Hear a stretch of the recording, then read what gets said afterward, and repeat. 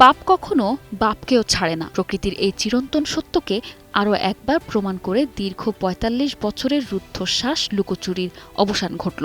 নিজের আসল পরিচয় ধুয়ে মুছে ছদ্মবেশের আড়ালে ইতিহাসের নৃশংসতম এক অধ্যায়কে চাপা দিতে চেয়েছিলেন সাবেক অবসরপ্রাপ্ত মেজর মোহাম্মদ মোজাফফর হোসেন। ১৯৮১ সালে ৩০ মে গভীর রাতে চট্টগ্রাম সার্কিট হাউসে তৎকালীন রাষ্ট্রপতি জিয়াউর রহমানকে নিজ হাতে ঠান্ডা মাথায় গুলি করে যিনি জেনারেল মঞ্জুরকে বার্তা পাঠিয়েছিলেন, the president has been killed, সেই খুনিকে অবশেষে ছুঁয়ে ফেলল নিয়তির অমোঘ হাত। তবে কোনো আধুনিক প্রযুক্তি নয়, বরং মেয়ের কর্মস্থলের সূত্র ধরে এবং নাকের নিচে লুকিয়ে থাকা একটি চিরচেনা জন্মদাগই কাল হল তার। গত বুধবার গভীর রাতে রাজধানীর সুরক্ষিত বনানী ডিওএইচএস এর একটি বাসায় কৌশলে হানা দেয় ডিবি। নিজেদের মেয়ের অফিসের কর্মী পরিচয় দিয়ে যখন কর্মকর্তারা জানতে চান তিনি কে, সরল বিশ্বাসে বৃদ্ধের কণ্ঠ থেকে বেরিয়ে আসে আত্মস্বীকৃতি, আমি মোজাফফর, মেয়ের বাবা। ব্যাস, গোয়েন্দাদের চিনতে আর ১ মিনিটও সময় লাগেনি।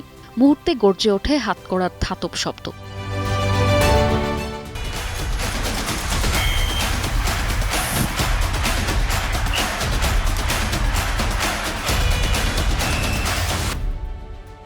বুধবার গভীর রাতে চূড়ান্ত অভিযান পরিচালনা করা হয়। ডিবির একটি চৌকস দল সাধারণ পোশাকে ওই বাসায় গিয়ে কড়া নাড়ে। দরজা খোলার পর গোয়েন্দারা সরাসরি কোনো অভিযান বা গ্রেপ্তারের ভয় ভীতি না দেখিয়ে নিজেদের মেয়ের অফিসের কর্মী হিসেবে পরিচয় দেন। এত রাতে অফিসের লোকজন আসায় ভেতর থেকে সন্দেহ নিয়ে এক বয়োজ্যেষ্ঠ ব্যক্তি এগিয়ে আসেন এবং রাতে আসার কারণ জানতে চান।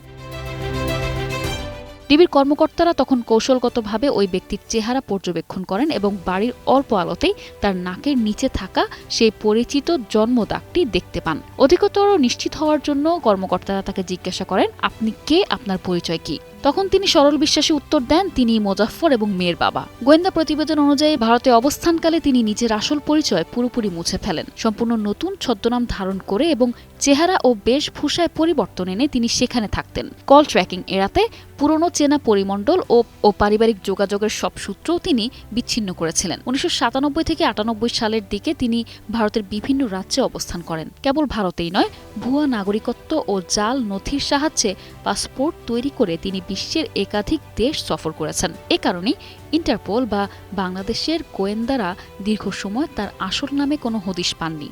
জীবনের শেষ ভাগে এসে তিনি অত্যন্ত গোপনে বাংলাদেশে ফেরেন এবং রাজধানীর সবচেয়ে সুরক্ষিত এলাকা বনানী ডিওএইচএসে বসবাস শুরু করেন। সাবেক সেনা কর্মকর্তা হিসেবে এলাকাটি পরিচিত হলেও সেখানে তিনি নিজেকে রাজনীতি বিমুখ এক বয়োবৃদ্ধ সাধারণ নাগরিক হিসেবে প্রতিষ্ঠিত করেছিলেন। ফলে প্রতিবেশীদেরও সন্দেহ করার কোনো কারণ ছিল না। নিশা আলম, ডেস্ক রিপোর্ট, ২১ টেলিভিশন।